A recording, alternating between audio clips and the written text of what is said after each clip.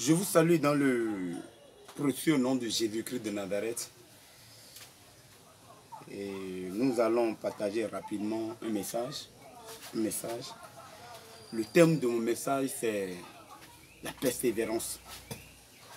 Bien-aimé, la persévérance est la clé de la réussite. La persévérance est la clé de la réussite. Nous allons lire dans le livre de Genèse 26 à partir de verset 12. Il est écrit dans la parole de vie, Isaac sème dans les champs de ce pays. Et cette année-là, il récolte 100 fois ce qu'il a semé. Le Seigneur le bénit. Les biens augmentent sans cesse. Et il devient de plus en plus riche. Il possède des troupeaux de moutons, de chèvres et de boucs. Et beaucoup de serviteurs. Les Philippiens sont jaloux d'Isaac. Quand Abraham, son père, vivait, ses serviteurs avaient creusé des puits. Les Philippiens se mettent donc à boucher tous ces puits et les remplissant de terre.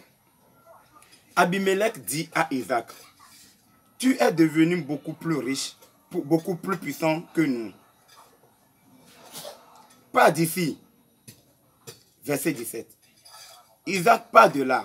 Il campe dans la vallée de Guéra, où il s'installe. Au temps d'Abraham, son père avait creusé des puits, et les Philippiens les ont bouchés après la mort d'Abraham. Alors Isaac les fait creuser de nouveau. Il leur donne les mêmes noms que son père leur avait donnés. Un jour, les serviteurs d'Isaac creusent un puits dans la vallée et ils trouvent une source. Les bergers de Guéra se disputent avec les bergers d'Isaac. Ils disent, l'eau est à nous. Isaac appelle ce puits Éphec, ce qui veut dire dispute. En effet, les bergers voulaient se disputer avec lui. Les serviteurs d'Isaac creusent un autre puits. Il y a encore une dispute à cause de lui. Isaac appelle ce puits Sitna, ce qui veut dire querelle. Il part de là pour creuser un autre puits.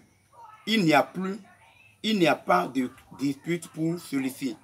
Il l'appelle Rehoboth, ce qui veut dire espace libre. Il dit, maintenant le Seigneur nous a donné de l'espace. Nous pourrons devenir riches dans ce pays. Isaac part de là pour Beersheba. La nuit suivante, le Seigneur se montre à Isaac et il lui dit, je suis le Dieu d'Abraham ton père, n'aie pas peur. En effet, je suis avec toi. Je te bénirai et je rendrai très nombreux tes enfants et les enfants de leurs enfants pour l'amour de mon serviteur Abraham. Verset 25. Isaac construit un autel à cet endroit et il prie Dieu en appelant Seigneur. Là, il dresse sa tente et ses serviteurs creusent un autre puits. Abimelech vient de Guéra pour voir Isaac. Il vient avec Aouza, son ami, et avec Picol, le chef de son ami. Isaac leur dit, pourquoi est-ce que vous venez me voir? Vous me détestez et vous m'avez renvoyé de chez vous. Il répond, nous voyons bien que le Seigneur est avec toi. Nous avons pensé ceci. Il faut faire la paix entre nous. Une paix établie par un serment. Passons un accord avec toi. Alléluia. Bien-aimé, je m'en vais te dire que la clé de la réussite dans cette vie, c'est de la persévérance. Tu dois persévérer en toutes choses. Tu ne dois pas te décourager. Tu ne dois pas te décourager. Qui t'embête? Tu as quel problème et tu penses que c'est fini? Bien-aimé, ce n'est pas encore fini. La Bible déclare que Isaac Isaac a creusé son puits et dans le temps, pour creuser un puits, ce n'est pas quelque chose si facile. Isaac a fait serviteur pour creuser le puits, il te faut des mois, des années pour creuser son puits. Isaac a creusé son puits et dans le pays, il est devenu de plus en plus riche. Mais quand il est devenu de plus en plus riche, le roi de ce pays l'a renvoyé du pays Abimelech l'a renvoyé. Pourquoi? À cause de la jalousie. Il a dit à Isaac, pas d'ici. Isaac a quitté là. Il est allé encore ailleurs. Il a pris encore du temps, des semaines, des mois pour creuser. Ils l'ont encore renvoyé. Ils l'ont encore renvoyé. Isaac n'a pas découragé. Isaac n'a pas baissé les bras. Isaac n'a pas cherché, il n'a pas demandé à ses serviteurs de venir maintenant combattre ceux qui l'embêtent. Isaac n'a pas cherché, n'a pas demandé la justice. Isaac n'a rien dit. À chaque fois qu'il creuse son puits, à chaque fois qu'il travaille et il vient, on le renvoie, Isaac ne dit toujours rien. Isaac ne dit toujours rien. Ce n'est pas parce que Isaac a un bishop derrière lui, ce n'est pas parce que Isaac a un pasteur derrière lui, ce n'est pas parce que Isaac a un conseiller, ce n'est pas parce que Isaac va à l'église pour prier Dieu et que Dieu lui parle, il entend la voix de Dieu comme son père. Mais pourtant, Isaac a une seule chose dans sa tête. Il a une seule chose dans sa tête.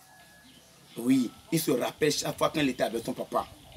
Quand son papa l'amenait pour le tuer, pour l'offrir en sacrifice pour Dieu. Isaac était avec son papa. Ils ont fait 3 jours, 3 nuits. Ils ont gardé le feu. Ils ont gardé le couteau avec les serviteurs de son père.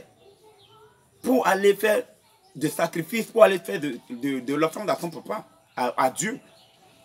Mais son papa n'avait pas de mouton. Son papa n'avait rien. Dans Genèse 22, verset 7, Isaac a demandé à son papa, Père, nous voici, on a le feu, on a le couteau, on a le feu, on a le couteau, mais on n'a pas l'agneau pour donner en sacrifice à son Dieu. Mais son papa a dit, Dieu pourvoira. Dieu pourvoira. Isaac savait qu'il a un Dieu et que ce Dieu ne peut pas le laisser. Au moment opportun, Dieu va intervenir. Bien-aimé, laisse-moi te dire que tu es un Dieu. Ne regarde pas les paroles de ton patron. Ne regarde pas les paroles de tes parents, ceux qui se moquent de toi. Laisse-les, ils vont se moquer de toi. C'est ça qui va t'amener à réussir dans la vie. Même Jésus, ils l'ont embêté. Même Jésus, sur la terre, quand il était en train de faire son ministère, les gens l'ont embêté. Même sa propre famille l'a embêté. Ne regarde pas. Bien-aimé, ce n'est pas encore fini. Ce n'est pas encore fini pour toi. Tu traverses quoi? Et que quelqu'un n'a pas encore traversé dans la vie. Il faut toujours avoir une chose dans la tête.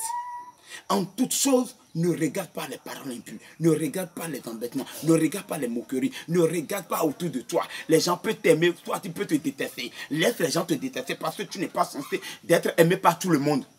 Tout le monde ne doit pas t'aimer. Tout le monde ne doit pas t'aimer. Et ceux qui t'embêtent, ceux-là t'amènent à évoluer. Ceux qui menaient la guerre contre Isaac, ils amènent Isaac à foncer. Ils amènent Isaac à travailler. Ils amènent Isaac à atteindre à son objectif. Ils amènent Isaac à persévérer dans ce qu'il est en train de faire. Je te conseille, Seigneur, et je te conseille, bien-aimé, que de persévérer dans ce que tu es en train de faire. Il ne faut jamais avoir de découragement. N'oublie pas, pour construire une maison, tu dois d'abord creuser. Pour construire une maison, tu dois d'abord creuser. Tu dois venir sur le terrain. En fait, chez nous, en Afrique, tu dois d'abord sacler. Tu dois d'abord sacler, tu vas creuser. Au fait, tu dois d'abord déranger la maison. Tu dois d'abord mélanger la maison. Tu dois d'abord détruire la maison avant que les maçons ne commencent leur travail. Bien aimé, ceux qui sont en train de t'embêter, ceux qui sont en train de te maltraiter, ceux qui sont en train de te faire souffrir, ceux-là sont en train de t'amener à évoluer. C'est à toi de savoir ce que tu as dans ta tête. Ne regarde pas à côté. L'autre a percé, c'est pas ton problème. Il faut toujours mettre une chose dans la tête. Qui m'a réveillé aujourd'hui? Pourquoi mes problèmes, à cause de mes problèmes là, la nuit n'a pas cessé d'apparaître? Pourquoi à cause de mon problème, les secondes ne se sont pas arrêtées? Le temps ne veut pas s'arrêter à cause de toi. Le temps ne va pas s'arrêter à cause de ton problème. Le temps ne va pas s'arrêter parce que toi tu as un souci, toi tu as un problème. Non. Et ceux qui t'embêtent aujourd'hui, ceux qui ne veulent pas, ceux qui te critiquent, ceux qui te font du mal, ceux qui te détestent aujourd'hui, ce ne sont pas eux, ce sont Dieu. Tous, nous avons un Dieu. Ils ont maltraité Isaac. Ils l'ont chassé. Imagine quand on te chasse dans un pays, quand un président te chasse, quand un président te critique, quand un président te déteste. Ils l'ont chassé, ils l'ont cherché des querelles, ils l'ont cherché des querelles, ils l'ont cherché des querelles, querelle sur querelle. Mais Isaac n'a pas regardé ses adversaires. Isaac ne s'est pas tué. Isaac n'allait pas chercher la corde pour aller se suicider. Isaac n'a pas pris de médicaments pour aller se suicider. Isaac n'est pas resté frustré sans rien faire. À chaque fois, Isaac quitte l'endroit où on l'embête, il quitte l'endroit. Il persévère. Isaac ne s'est pas découragé. Bien-aimé, tu ne dois pas décourager.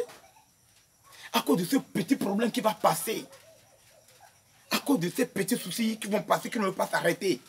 Aujourd'hui, on te déteste, on te critique. Aujourd'hui, on te maltraite. La personne qui te maltraite, la personne qui te fait du mal, il faut savoir que son souffle est dans la main du Seigneur, dans la main de Dieu. Une fois que Dieu ne t'a pas encore coupé ta respiration, il faut savoir que Jésus est toujours avec toi. Ton Père ne va pas te relâcher.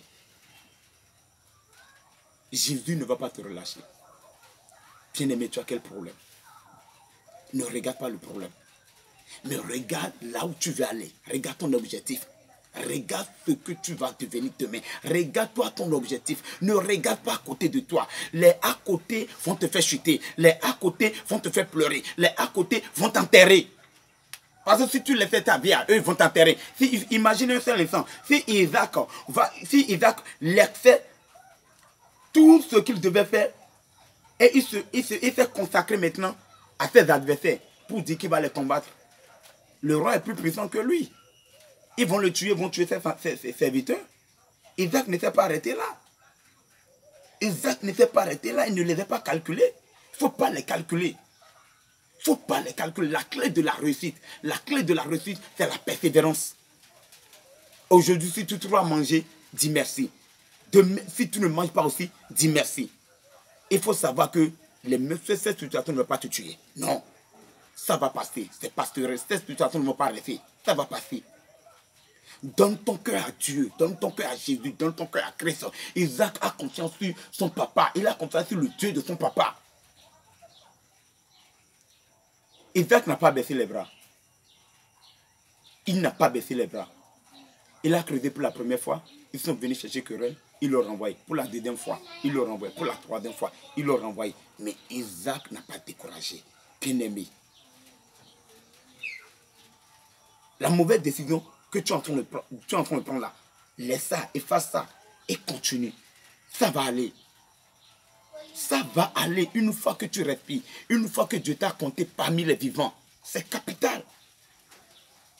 Si Dieu, tout le monde peut te détester, tout le monde peut te haïr, tout le monde peut te rejeter, tout le monde peut t'abandonner. Mais Dieu ne t'a pas abandonné, c'est pour ces raisons que tu as encore donné le souffle de vie. C'est pour ces raisons que tu as encore donné le souffle de vie. Dieu n'a pas encore dit ton dernier mot sur ta vie. C'est quelle maladie qui te fait du mal?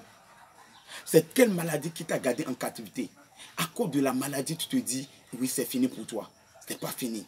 C'est pas fini. Il y a quelqu'un qu'on appelle Jésus, qui te regarde, qui t'observe. Jésus te regarde, il t'observe.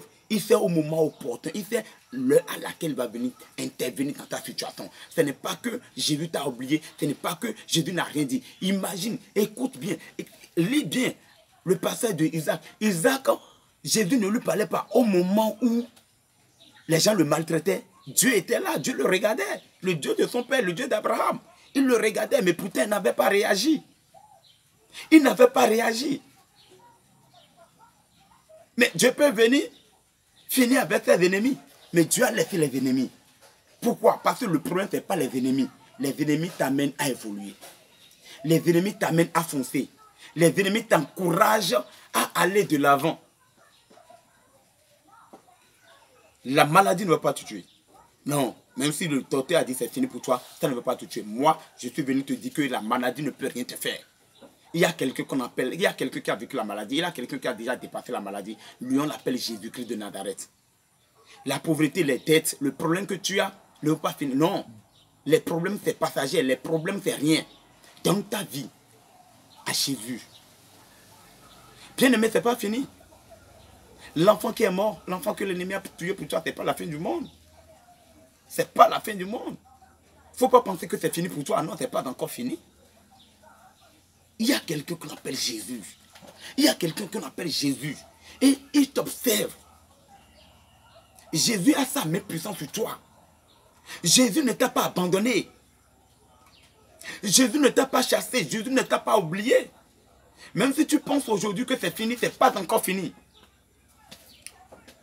Il faut persévérer. Prends courage. Prends courage. Bien-aimé, prends courage. Lève-toi. Dis c'est pas fini. Dis c'est pas fini. J'ai encore l'espoir. Il y a encore de l'espoir pour toi. C'est pas encore fini. Même si tu vois tout tombe autour de toi aujourd'hui, c'est pas encore fini. Jésus ne t'a pas abandonné. La seule personne qui a perdu dans la vie est la personne. Ce sont les morts. Les morts ne peuvent plus rien faire. Les morts ne peuvent plus rien faire. La maladie qui t'a enchaîné, la maladie qui t'a gardé en captivité, mon frère, cette maladie ne peut pas finir avec toi si tu donnes ta vie à Jésus. Parce que ça va être guéri. C'est quelle maladie? C'est quel problème? Je m'en vais te dire que la clé de la réussite, c'est la persévérance.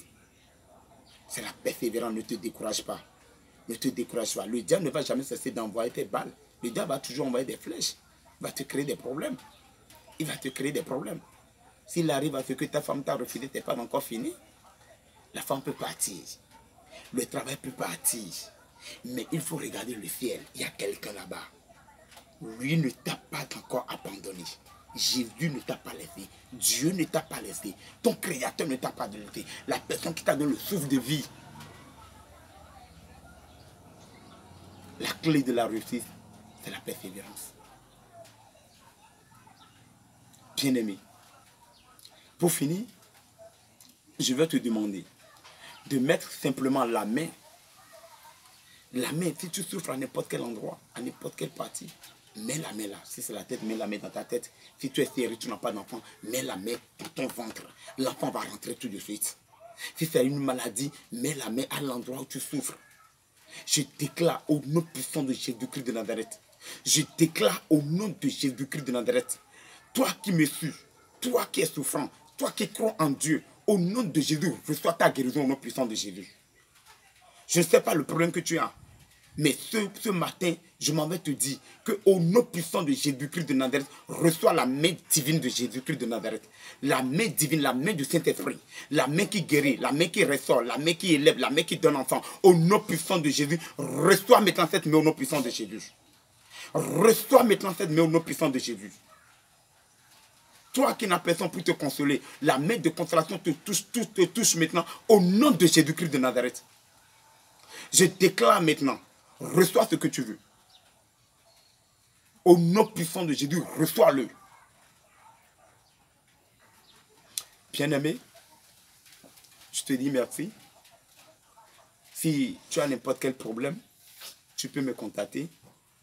Sur le numéro, c'est plus 200 00229 95 60 98 87 00229 96 53 88 05. Shalom. Que Dieu te bénisse.